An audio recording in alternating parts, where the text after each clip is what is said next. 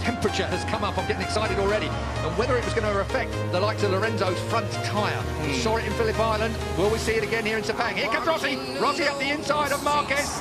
He'll take no prisoners, and the roar is wide, but not enough. He's going to hold it. A shootout down to the left-hander. Rossi holds it. Marquez wants it. These two, no love lost anymore. It's a straight war between these two. I did not expect to see the wall. You see Marquez lose the rear there. Lost the rear. He got on the gas and round it went. We've seen him down his elbow. He's got problems. He can't that. He tore his elbow out in qualifying. If you saw that particular footage, it was unbelievable. He should have gone down. He didn't go down. And now Marquez is chasing Valentino Rossi. Rossi limits the damage that Lorenzo is inflicting at this point. In terms of the points, Rossi's wide. Whoa. Rossi's wide, but he holds it. He does indeed. That's just, I think, where that M1 Yamaha likes it through there. Out wide now, down towards the apex. I didn't expect to see these two tangled up. I thought the Hondas would be off, and we'd be talking about Rossi versus Lorenzo. That was, of course, the smart money. We're through turn 12. We're on to turn 13. On to turn 13 now. Lorenzo's closing in on Pedrosa. Pedrosa. I wonder where Danny sits in all of this. Danny would look like to win a couple more. Yeah, his first pole for some time, over a year for a moment. Let's look down on what's going on at the moment. Dovizioso still in fifth place. Crutchlow is still fifth.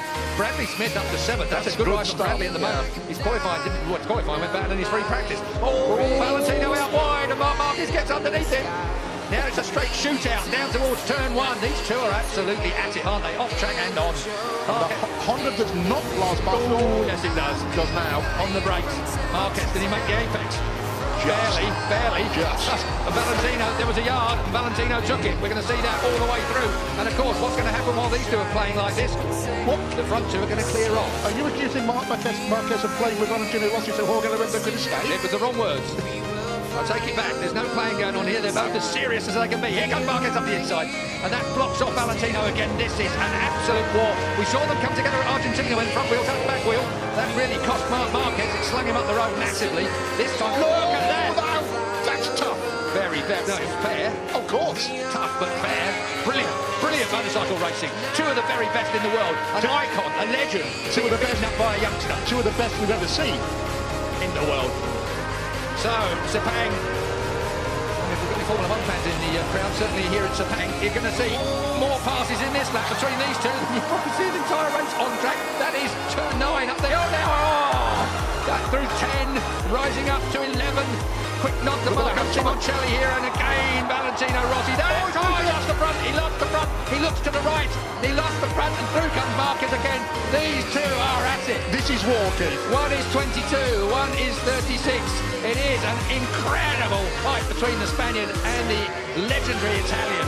And meanwhile, Pedrosa and Lorenzo are clearing off into the distance to dispute the lead. It is a 7/10 lead last time at the line. We'll wait and see whether Lorenzo... He has closed it down. Yes, Lorenzo is chasing Pedrosa and he's closing it down. Marquez now in third place has the better of Valentino Rossi. Wide again. But he pulls that Honda. He wants to get that Honda to that apex, up on the fat bit, fire it out of there. +2 Marquez. That says it's on Lorenzo's board. Down then towards turn 1. Still Danny Pedrosa and Jorge out front. What an incredible few opening laps here.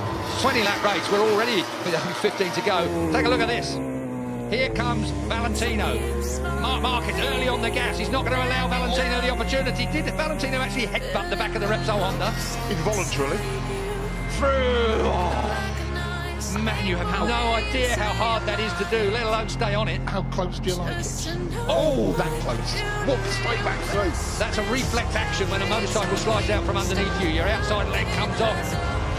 Incredible save there from Valentino Rossi. We saw an even bigger save from Marquez in qualifying. But we've seen Mark have a couple of serious bits of misbehaviour already in this race. Look at this. I thought Valentino... We're going to see more yet.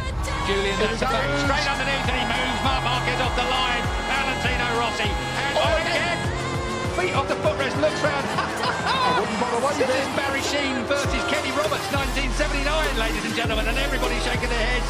Out goes Valentino again. Marquez, this is personal. This is a real personal fight. Valentino thinks he's been interfering with deliberately there. That's what that gesture was about. This is proper racing, if you ask me, Julian. I agree with you. I don't think it's got anything to do other than the fact there's two top men, egos and performances fighting around this Sepang racetrack. And all the time, Valentino's lead in the championship is being whittled away by Jorge Lorenzo out front. Underneath, that's two lines you can get through there quite neatly. It's when they touch, it's the problem. So, once again, Marquez in front of Valentino Rossi. the M1 and the Repsol 21-3V look so similar, Julian, around in different places on this track. Different motorcycles, different concepts, different strategies, but almost identical lap times. Meanwhile, Mr. Pedrosa... What's it? It was last time 6/10 at the last stop. It is 6/10 at the last stop. So Danny Pedrosa has brought it down, or it's come down by a tenth between the front two. Look at this. The conspiracy theories can the idea that Marquez had deliberately dropped back. We saw that motorbike slide from under him, make a couple of real nasty jumps. I don't think I'm even going there with the conspiracy theory. I don't believe that Marquez is mucking about with Valentino Rossi. He's just not going to let Valentino Rossi have his own way. Whereas I think if Valentino had been slightly nicer to him, perhaps the mentality may have been that, OK, mate, you want it that bad, you can have it. Marquez is always going to fight for a first place. Of course. I believe, and I believe that's where he's been now, but the bike just didn't look quite capable of it. The bike has put him where he is my point, Keith. Back where Rossi is. Rossi, though, has done everything he can, and he'll want to limit that damage. He needs that third place. And this is going to run all the way through. We've got 13 and a half laps to go. And looking back down, 2.7 seconds last time I looked from Lorenzo to Marquez in third place. And still 0.6 in the first two. Valentino. This will now tidy up a little bit as these two take stock of what's going on around them. Up out of turn 9, short shifting up into 10. Up through turn 10 they go. And as you look for 11, 65 mile an hour at turn 11, as a bit of curb comes Marquez's way and Valentino runs a little wide. Then that's turn 12. This is 140 odd mile an hour through there in third gear. It's a hell of a... Oh! And did Rossi stay on? He did, as we're at turn 13, back to second gear now for the 55 mile an hour. Rossi runs him out! Rossi ran him out! There is going to be a race direction investigation over there. There is going to be Mike Webber race direction. Is Valentino Rossi, the legend, going to get a penalty? He will get a penalty, I'm fairly sure of that. It almost looked like he looked up and nudged Marquez off the track. This is controversy that moves onto the track. We have had all the controversy off track and in the press conference. Now we have got real trouble coming away. Let's have a look at it. Marquez gets underneath him here. He's hard on Valentino Rossi there. But as they look across, again, with a minute. Here we go. Yeah. Marquez shoves it up the inside. Valentino Rossi has to concede. It's fair from Marquez there. This is the point. Valentino looks at him and runs him out wide and then tangles up with him. I'm afraid, I'm very sorry, and I am a Valentino Rossi fan through and through, but that was not good riding. That was a personal swipe at the ex-world champion, the soon-to-be ex-world champion. That is Marquez coming down pit lane.